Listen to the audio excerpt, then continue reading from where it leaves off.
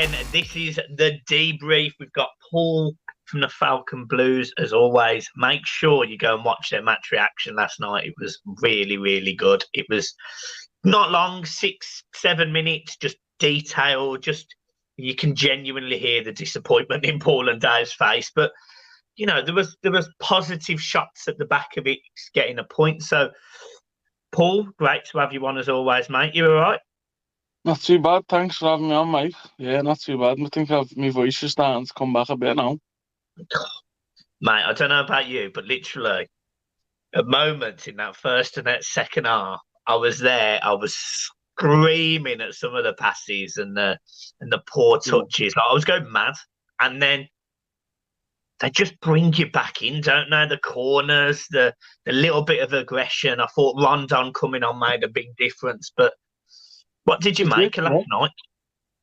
Yeah, disappointing overall because really we wanted the 3 points. Could give us a bit of a cushion against Burnley, which we needed. But under the circumstances, you're in the 92nd minute. Of course, you're gonna take the point. But yeah, I mean, I thought Rondon's done really well when he come on, and I never thought I'd say this, but there was a part in the second half where me and a few of my mates and I were going, yeah, bring Rondon on. Gray wasn't in the game really. Gordon didn't have his best game either, to be honest. But I thought Rondon's done well. I thought Ali's done well when he come on. And I know everyone's not been really enamoured with him, but in fairness to him, he's not had much of a chance really in that. That might be down to his lack of training or his aptitude in training. But Frank said he's done well the last 2 weeks in training. And hopefully he can use that as a bit of a springboard for his Everton career. But I mean, it is what it is. Oh, this point could be really vital. Hopefully it does turn out to be that way. I was just happy that we didn't give Brendan Rodgers his first win at Goodison Park. That's that rat, as I like to call him. I've got a lot of family with Celtic fans, and they're not big fans of him anymore. But when we're talking about a guy who's got a full portrait of himself in his living room. Like, that says a lot about someone, that, doesn't it? Yeah, mate, honestly. It was really weird because, like, the game started off, and I don't know whether you agree, but Leicester set the tone early. They were aggressive early. They almost scored within 45 seconds, and Koeman was injured himself, and whether he was genuinely hurt or almost made the team take a minute or two to compose themselves after a very poor start, but it didn't work. And 4 minutes later, we're 1-0 down to some poor defending. I couldn't properly see it from where I was because I was literally, my seat last night was literally directly behind the goal. Literally, like, I had the crossbar in my eye line. So it was kind of like I couldn't properly see it because it was the other end. But I could see Mikalenko got pulled out of a position. I'm not going to dig him out. I actually thought he was pretty solid last night. He's really stepped up. I thought the defending from Godfrey and Mina, I don't necessarily think they got close enough. I don't think Pickford did. I don't know what he was meant to do in that situation, but I sort of felt like he was a little bit left down, and I just felt like it was just a calamity of errors of the first goal, a fucking ricochet, and it goes into a bit of space for Harvey Barnes, and he slots it home, and you just sit there and you think, fuck. Like, he's just horrible. Do you get what I mean? Yeah. I mean, you can look at a lot of the goals we've conceded this season and go, you could stop that. You could stop it here. You could stop it there. You could put this challenge in. But, like you said, they nearly scored after like 40-odd seconds. It was a great tackle by Seamus that he flew in. I heard a few people saying, Michael Enkel was pulled out of position and that. And I agree. I thought he had a decent game. I think the last 3 games, he's shown a level of ability that where people at first were going, he doesn't look any good. But we've always got to remember this lad's 20 years old. He's got a lot going on in his head as well. I thought he'd done all right. But yeah, I agree that we started so slow. Like, whether Leicester started better, I just thought we started very slow. I didn't think we were very good in that first half at all. I know Rich missed a sitter, and Damari Gray had that chance off the corner towards the end of the first half. But for me, the whole game, Allen and Delph were so deep that we just made it so easy for Leicester's midfield. You seen like Maddison must have been having like this is so easy for most of the part. There was no one near him. I thought the Wobie done well again. You know, got Yeah. hold me hand if I wasn't his biggest fan, but I'll say this: the last couple of weeks, he's really putting a shift in, and that's all we want to see, isn't it? If you run around and put the effort in, well, I'm not gonna slate you, you know. But you know, also as well, what needs to be said is Leicester are a good side. I know there's not really probably shown it this season, but you're talking about a team that won the FA Cup last season. They missed out on fourth twice, quite unluckily. That being said, their fans are horrible. A bunch of weirdos was my favourite shout that I heard today. I think any fan base nowadays that does that, when the goalie's about to take a goal kick, you're shit. Yeah, fuck off. Yeah, behave. You know what I mean? Go back to 1994 with that chant. But it's like teams like West Ham, Newcastle, and Leicester have made this rivalry with Everton. And I don't know whether it's like just the fans on social media, but you notice even when they come to that other stadium in Merseyside, they're very vocal against not liking Scousers and whatnot. And you know, whenever I hear a fan base doing chants about Boris Johnson and Tories, that's a big no-no for me.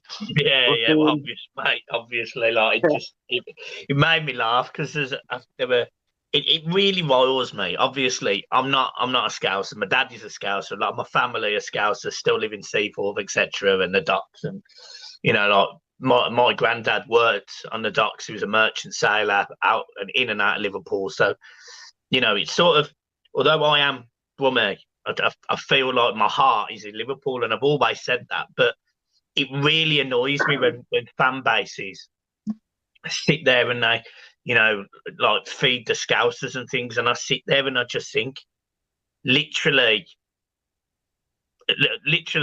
Liverpool is the least of the UK's worries for employment and support and benefits and all of that. And you sit there and you hear it from people, and you just laugh. Like I literally just sit there and laugh at the chants and the shit that comes out of people's mouths. Like I don't even get angry about it anymore. I used to be one of them fans that would get up and like look at them, be like, oh, and I just sit there and I laugh. And they did it at one point in the second half. Pickford cleared a ball, and they must have done like a little choir session where they had the front of the stand going, oh, and then the back was still going a minute later. And it's because they're all catching their breath and cracking back on. And I sit there thinking, what are you doing? Like, what are you actually doing? It doesn't take away from the game. I felt that Leicester dominated the ball. I think you're absolutely spot on about Delph and Allan, because as soon as one of those players were pulled out of position, that created the space for their midfield, which allowed them to dictate, i.e. spread it left, spread it right, allowed Tielemans to get on the ball. I can't pronounce Hallsbury, Drewsbury Hall, or whatever his name is, that young midfielder in the middle of their park. Great player. He'll be a top talent, that kid. But for all of that possession, by the goal and that moment in the first half, and maybe the opportunity for Maddison in the second half towards the end of the game, they didn't actually cause us many problems defensively, I didn't think. No. I mean, you know, don't get me wrong, like you said, they done well with possession. And that chance you mentioned about Maddison where the ref gave a corner, wow. Well, I've seen it back as well. Like, the reason I nearly lost my voice yesterday was I was so annoyed at that referee, and it didn't do anything specifically that was a terrible decision. It was just always turning his back on Schmeichel while time wasting was going on, giving yellow cards to Everton players, and then no consistency. That rattled me. With their challenge. The biggest one for me though was where Maddison went down injured, and the ref is the first one to stop playing, runs over, get an ambulance quick, and then suddenly he's up and he doesn't want to go off the pitch. And why have I got to go off the pitch? Because you've been treated, you dope. That's the rules. But the ref just, like I say it a lot, the refereeing standard has been bad, but it's getting a lot worse. They're all like robots. They've got no personality. But the more thing that annoys me now lately is the arrogance of them. Like that referee was walking around like he was Vince McMahon. What was with his walk? I was shocked. I was just like, what's his name? I've never seen him. And someone left it in our comments yesterday, his name. It's David Coots or something like that. I could rearrange a few of those letters and give him a proper name, but he was shocking. And it sounds bad if like a neutral fan's watching us, where I say we've had some shocking decisions this season, but we have, and I know the teams have as well. But I've never seen a referee just blatantly let players time waste and not Full game. always whistle or warn them. Because, like I said, when I come up to say 5 minutes added on, I was like, 5 minutes? It's at least 8. Jesus, like all their subs were made. Every goal kick just took the time. The corners. There was at one part where we counted it nearly 2 minutes from getting a corner for Leicester for them to take it, and the referee is just standing there with his hands on his hips, walking around like he's Vince McMahon, and then just not 1 point going, hurry up, hurry up, or I'll book you. You do that, and then they'll jog they'll do that dad jog a bit more quicker. But yeah, and I know it's a part of the game, but if you're starting to time waste in the first half, behave. I just hope, and this is one thing. This is a criticism of Everton players. I hope we go to Leicester in 3 weeks' time and do exactly the same. Literally, from the moment the whistle blows, the moment the whistle blows, I want us to waste time. No, I ain't bothered. Just waste time, because if we come out of, we're going to touch on it in a minute, but if we come out of some of these away days with a point, which is better than the 0 we've been getting for the majority of the season, I'll probably start taking these points, these lucky points here, there, and these good performances. The West Ham, for example, where we played well, but we didn't get a point, etc. So, honestly, and I said this about Sunday, I said this to you. Well, we both said the same thing on the voice notes last night. I'd stick 11 men behind the ball tomorrow. I'd have 3 goalkeepers, 8 defenders. Come and beat us now. Honestly. One of the issues, though, and this was left in my comments, so I appreciate the guy that left this in the comments. He said, look, Everton didn't concede against Manchester United. We concede a lot of goals away from home, but we don't necessarily concede a lot of goals at home. But there's only usually a goal in it. Yeah. We're not scoring enough. Last night, you could argue Richarlison should have had a hat-trick. You could argue at least 2. Koeman should have at least got a proper shot on target from that chance. I have no idea why he took 3 touches. That was your end, so maybe you can help explain that one to me. But Damari Gray sticking balls over the bar. Anthony Gordon, he didn't have his best game, I've got to be honest. He did create moments though, and I would argue that was probably more than Damari Gray, who constantly cut inside on his right foot rather than just delivering the ball with his left. You know what Gray's going to do, don't you? If you're a fullback for Leicester, you know what Gray's going to do. You know he's going to put it on that right-hand side. I seen a really good point made by a Leicester fan on Twitter. I think it was yesterday. He said, listen, Damari Gray will score a good goal every now and then, and that will mask his sort of averageness. And we've seen that, I think, now since the Arsenal game, really. I look at Gray and go, he's like a younger Townsend. Townsend's very similar, where he can score out of nowhere. Yeah, he's got a bit of pace, but when you think about final delivery and consistency of getting it in the box, where you look at Gordon, he's direct. He will try and get that ball in the box. Gray, he'll cut in. Yeah, I just don't think we just weren't at the races yesterday. The whole front three didn't look like they were any fluidity, and they have played together before as well. But I think you see the best of Richie when he's on the left. I do. Agreed. I think we're missing that. And I know Calvert-Lewin's out injured again. But I never thought I'd say this, but I'd seriously play Rondon, yeah. Play him. He's done well when he come on. And even against Burnley, he come on for maybe, 4 minutes? And he actually nearly scored. He got a chance out of the game, which is more than Calvert-Lewin did that day. And look, I'm not burying Calvert-Lewin. I think he has been unlucky with injuries. And I do think some people are going a bit over the top, because at the end of the day, if you're Calvert-Lewin and you're getting offered all this money to do a magazine shoot for GQ, you're not going to turn it down. I wouldn't. You know what I mean? No. And despite what people say about the clothes he's wearing, I don't care what he wears outside of, what he does in his daily life. I don't care. If he scores goals, I'm not bothered. And also, if you look at it on this side, who's the last player to get a Gillette advert? An Everton player. There's never been one. There's never been one. So whatever he's doing outside of football is working for him financially. and his profile. We just want to see a bit more hard work and goals scored. And I like that he come out with that lengthy statement he did after the United game, because I'm sure he's more frustrated than anyone else with the injuries and the fact that he's not got a goal. I know there's some rumours going around that he's been turning up late to training. There's if you're Lampard, and even if he was turning up late for training, would you drop him completely when we've really got no other strikers? Would you not put him on the bench? That's why I'm calling bullshit on that rumour. But yeah, it's difficult for me because when I did my match preview, I didn't include Calvert-Lewin in my team. I put him on the bench because I felt like if we could wear them out with our front three, i.e., get him behind, get down the channels, get Richie causing problems, bring him on, last 30 minutes. If he's not 100% fit, we'll get 100% fit Calvert-Lewin for 30 minutes. If that's what he's got in the tank. If it's 60 minutes, great. If it's more, great. But I don't think it's 90. But it's definitely 30. So if you've got a fairly tired Leicester defence and a Calvert-Lewin, a ball's being whipped into the box, I fancy his chances more than Richie to get on the end of one with his nut. Mm-hmm. My issue was obviously he then gets injured and we throw Rondon on, and he did really well, because one of the things that Leicester did well and got away with it, by the way, there should have been a lot more fouls, is they really were aggressive with Richarlison, like really aggressive with Richie, like pushing him. Fafana was jumping over his head and all sorts, and only 2 of them got blown as a free kick. No yellow cards, so we just carried on the whole game. I don't think you do that with a physical presence, and Rondon proved that last night. He did. He really added to it.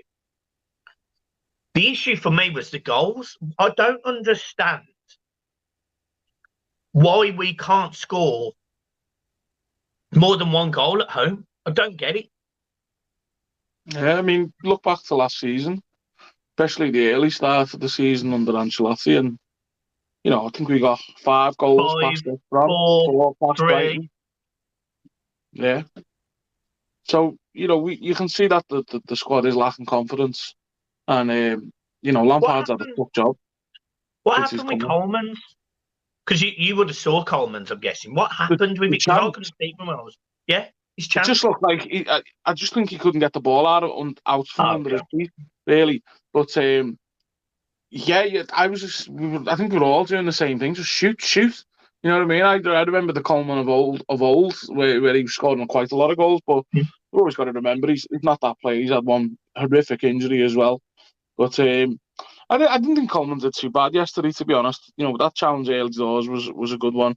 And it's just a shame that Patterson's injured, because I think he would have got a bit of game time now, especially after that game he had for Scotland. And Lampard kind of said that if he wasn't injured, he probably would have played, because without me, Berry and John Joe Kenny, all the goals against Burnley come down his side.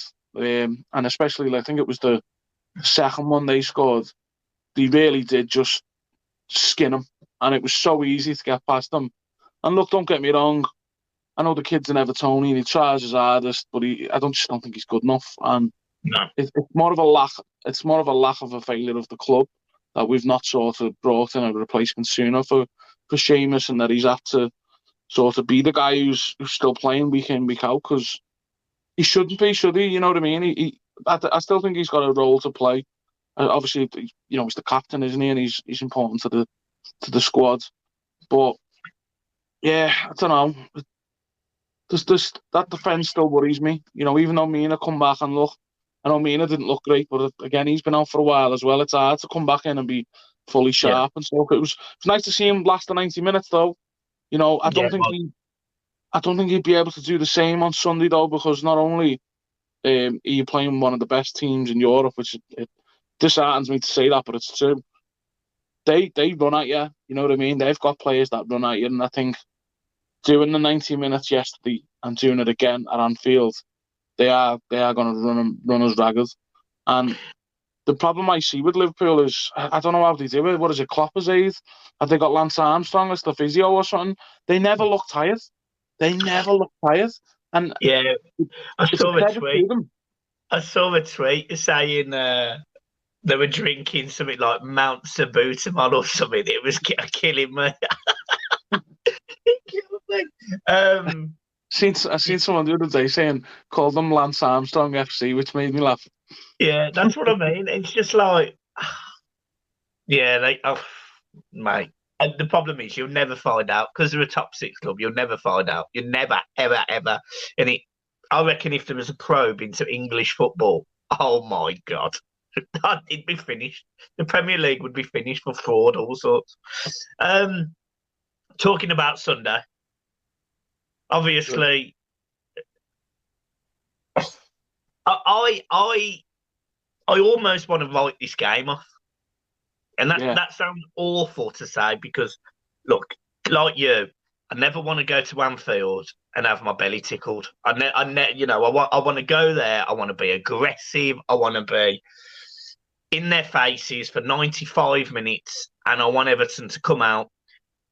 I want them to be covered in mud. I want the Liverpool players to be in the game. Obviously, I'm not saying about injuring players and things like that. I don't agree with that, but just being all over them for 95 minutes, stopping their play, stopping their press. Yeah.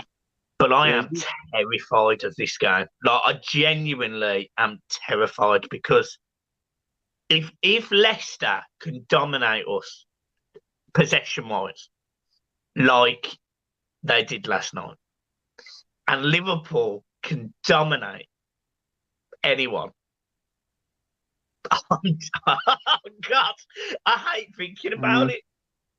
Look at how they played against United. I think they had 72% possession, and the problem is when they got the ball, they will punish her. And we seen what happened at Goodison. That's the worst home defeat I've ever seen in a derby at Goodison, and I've seen most of them really since the late 90s. And I hate them. I've always hated derbies. I'm never confident. I don't look forward to them. I'm kind of relieved when they're over, But look, I always remember under like Martinez and Silva, they tried to play Liverpool at their game and go, well, we'll pressure as well. And we got pumped 5-2, 4-0 twice. That 4-0 was horrendous. I'll never forget Gerrard scoring that hat-trick. Honest to God. Well, he loved it as well. When he retired. I was made up when he retired. He ruined so many derbies for me, that prick. I was made up when he retired as well. I was made up. And by the way, right, the way Lampard's been getting a lot of stick since he's took over at Everton. Steven Gerrard's on a 4-game losing streak as Aston Villa manager. Not one bit of negative press from Sky, from BT or BBC. Probably because all of his fucking mates are on Sky anyway. Jesus.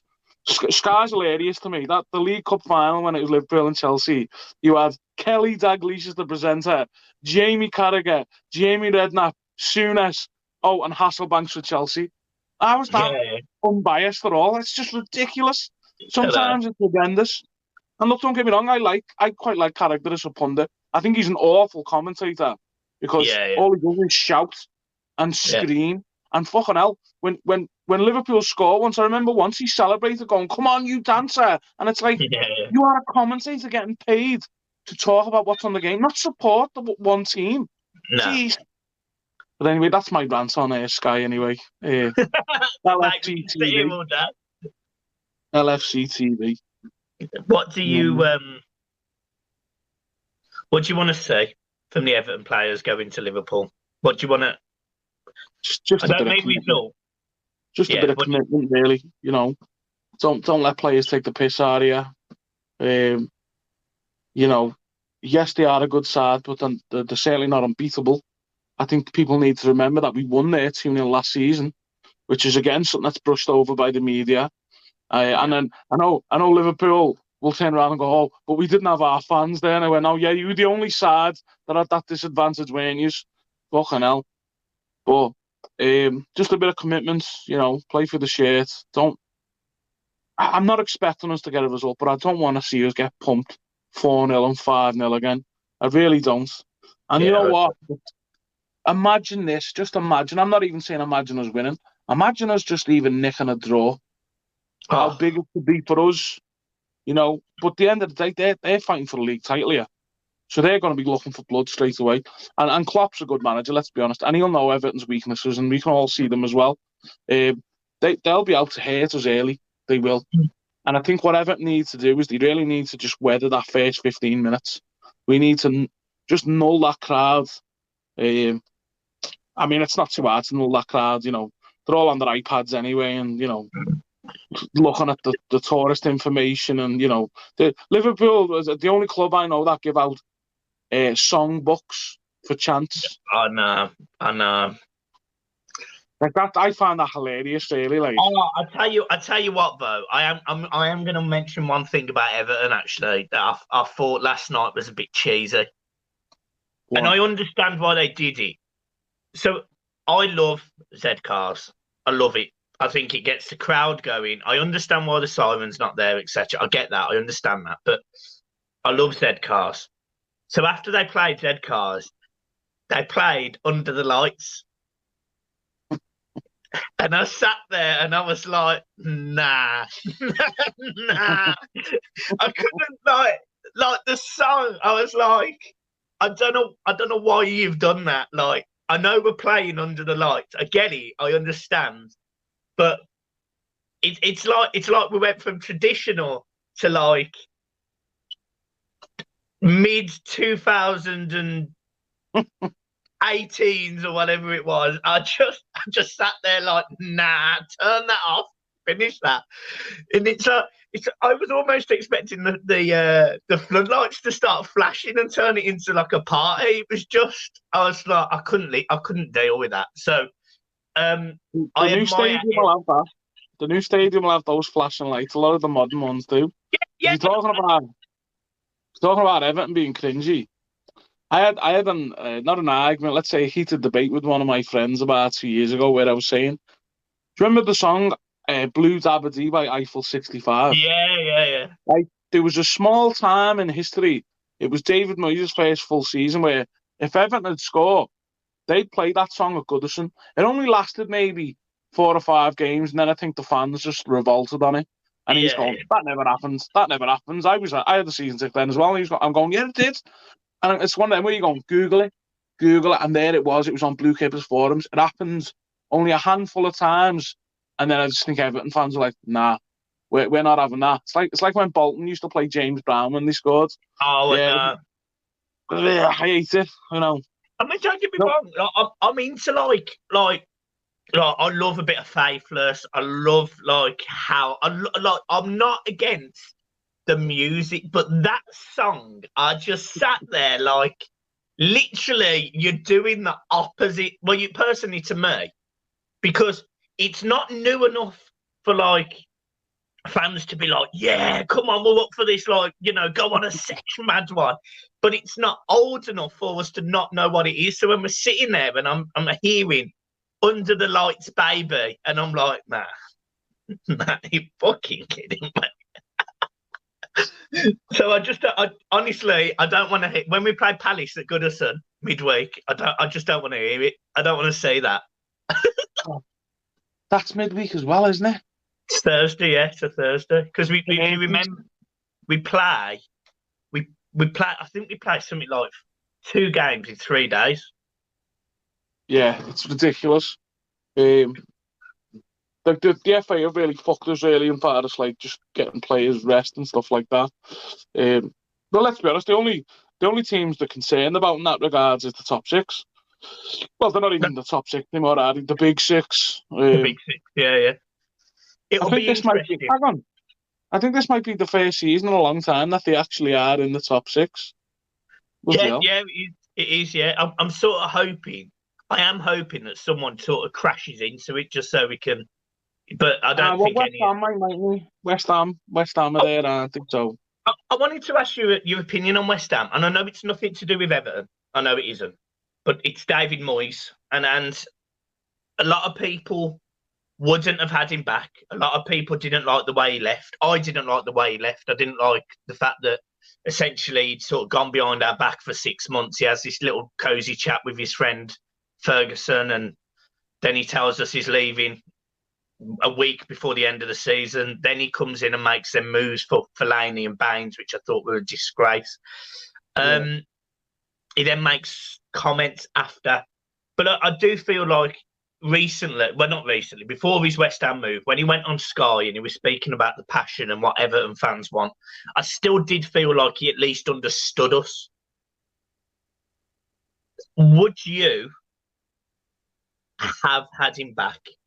And are you, you know, when you look at the West Ham job that he's doing, are you, I'm not going to say proud of him, but have you got any sense of feeling towards Moyes for what he's done at West Ham? Yeah, I'll be honest, I would have had him back. I'm 33 now, so I grew up in the David Moyes era, you know what I mean? And for me, he changed the mentality of we're fighting relegation every season to, at one point, we were in Europe, UEFA Cup most seasons early, you know what I mean? We were in he got us fourth, then it was like we were consistently top fifth or sixth. People forget, before this big six lark come along, it was us and Villa. Spurs weren't even close to us, really. It was us and Villa. No. They almost went down. Do you remember?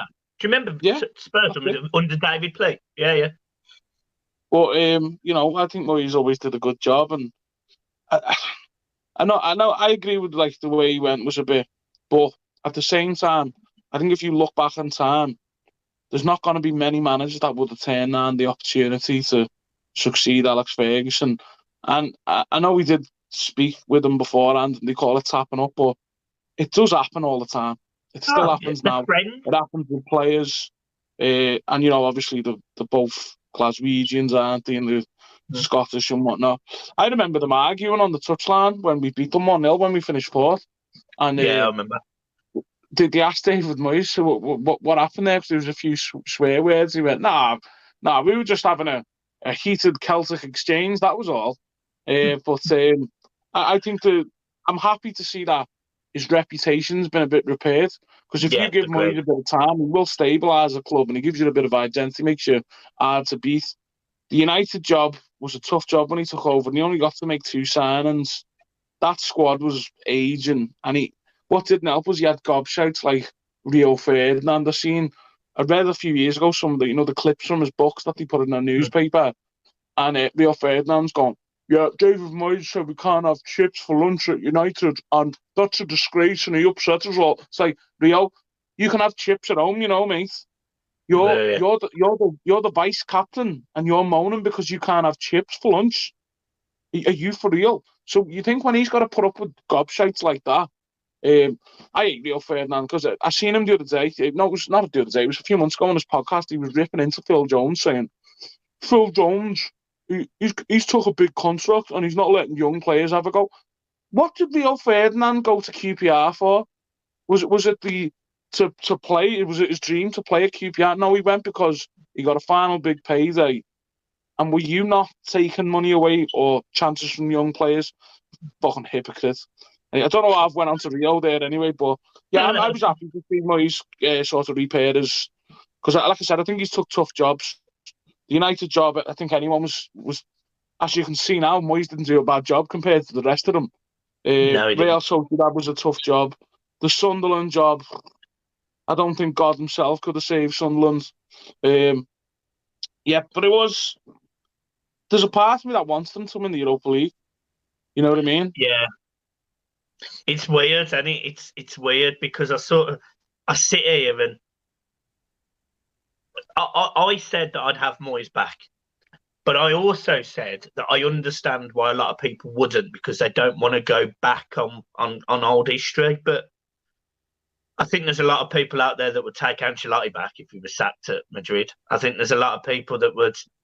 I mean, there was even people who would have took Martinez back last summer.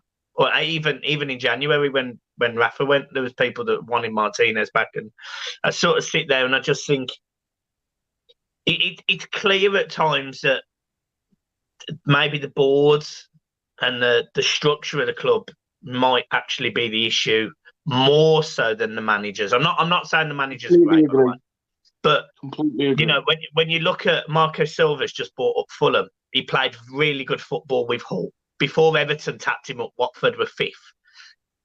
He can't have been a bad manager. David Moyes, he got a team that was 17th the season he joined and kept them up. He then finished 4th the season after, then 7th, then 6th, then 5th, then 5th, then 8th. His final season, we finished 6th. He leaves us with European football. You know, it's like none of it. As I've looked over the last 6 years and I've looked at the managers, the only one that I genuinely despised, and I despised him when he came in,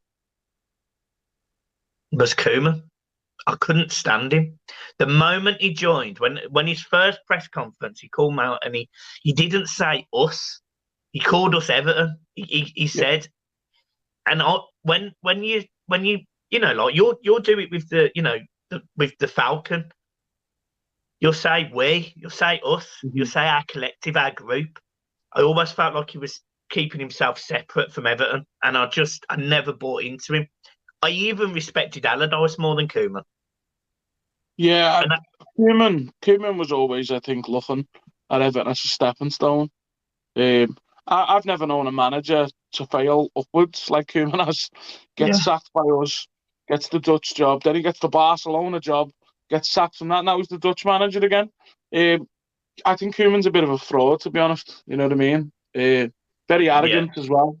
And like, even when he got sacked after the Everton job, and he's talked about it, and he said, "Oh, you know, I had Oliver Giroud in the room, and his wife didn't want to come to Merseyside." And it's like, do you think Oliver Giroud was going to save your job? Like, he's look at the money Ronald Koeman had to spend, and look at what he spent it on. You know, a lot of our problems, especially financial fair play, come down from his regime.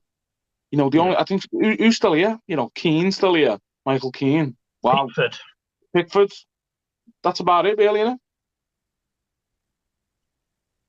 Let's not forget, he signed Cuco Martina, one of the best fullbacks we've ever seen. Oh, God. Sandro. Wow. Yeah. Jesus. Yeah, Klaassen, Sigurdsson, Rooney, all in the same season. All in the same position. Yeah. Took all the pace out of the sides by selling players like Morales, and he took all of that pace that we had under Martinez, and we were going forward. Martinez didn't have a great last 2 seasons, but we were always quick. We had Lukaku, Barkley. We were always had that aggression, and he took all of that out. He tried to play the right way, Martinez, didn't he? He got into the ethos of the club when he used to talk about the School of Science, and he'd obviously done his own work. But I remember Koeman playing Calvert-Lewin as a wing-back one game. Against Stoke. Against Stoke. Wow. Yeah. Wow. Our fullback, Cucu Martina, and Dominic Calvert-Lewin, and the centre three was Ashley Williams, Michael Keane, and I think Mason Holgate. I've tried to erase Ashley Williams. How did we not go down that season? Shocking, wasn't it? Oh. Schneiderlin was another expensive buy from him. Oh. Yeah. So, right. I think that's enough from me for today, mate. Thank you ever so much for coming on, as always. It's been a pleasure, guys. You can find Paul in the Falcon. You can find him on Falcon Blues TV. You can find him on, is it the Falcon Blues Twitter page as well? Yeah, we've got 2 really. Yeah, you have. We've got the one that Jay runs. That's Falcon Blues 1878, and then our one is Falcon Blues TV. People get confused, but I'll clarify it quickly because I know we're finishing. So my cousins own the Falcon pub, and so does my friend James. Jay. Now, but he's always run Falcon Blues coach travel. This was long before the YouTube channel, so he's had his Twitter and then ours. And what tends to happen sometimes is, let's say Jay might say something a little bit controversial. We end up getting stick for it. They're like, "Oh, look at this comment you've made." Well, that's actually not our account. He goes, "Yeah, but you're affiliated with them." We're like, "Yeah, we are, yeah, but you know, it's one of them." I always buzz off it, to be honest. You Yeah, know. I had.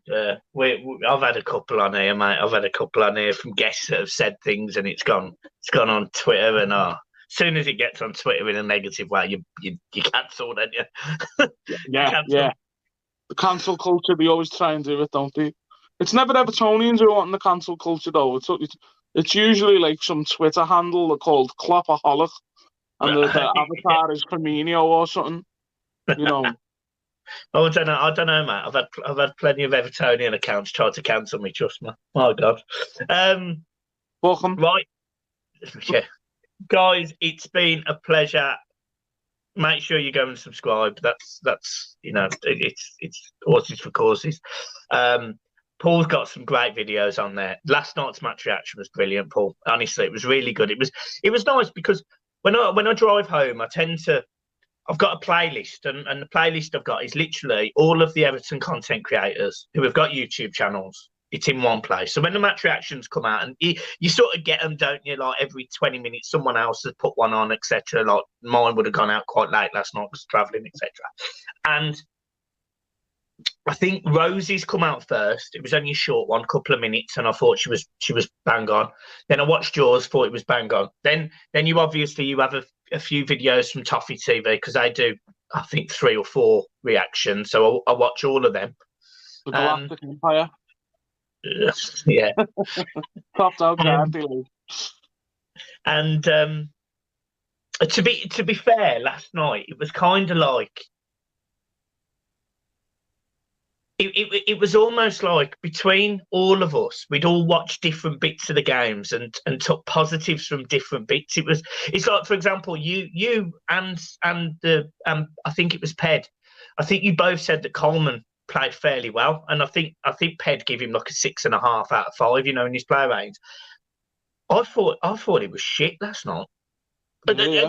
and that's, it's only an opinion. It's not like, I'm not sitting there, digging everyone's entitled to their opinion, yeah, and that's what it's about, and that's why I always listen. And I got that, I was really fed up with the amount of times that he went backwards. The amount of times he would get the ball, and you did say it. You said you wish he'd bomb on more like he used to, or have that shot like he used to. And for me, what you opened my eyes to, and you did this last night with your messages, and that's why I sent you that one that was quite positive and bubbly, was you make me realise things. I open up and think in a different way. I'm not thinking of a 33-year-old Seamus Coleman going forward. I am thinking of a Seamus Coleman who beats a man, runs 30 yards down the line, a little bit like Headless Chicken, little flat-footed, and delivers a ball into the box, or beats a man and passes it. What I'm seeing is a 33-year-old Seamus Coleman who probably can't do that anymore, and therefore has to pass backwards. And that's not really his fault, because we've not replaced him. We have now, but he can't play. So perspectives like that is exactly why I love listening and understanding and working with other creators, because I don't pretend to be right. I am mostly wrong, but it's just great to have different people's insights, which is why I enjoy this show. It's why I enjoy the Mike and Mills' show. I enjoy the podcast that I've been on with the guys. So it's really important we help each other out sometimes, I think. Yeah, I agree. So, right, guys, we'll leave it there. I think I'm going to be on Paul's channel this week. I'm going to be on your show at some point, and we'll sort that out. So make sure you go to Falcon Blues and subscribe, and you'll see my pretty devilishly good-looking face over on that channel. Guys, it's been a pleasure as always. Peace. Up the fucking toffees, Colin Song. Up the fucking toffees.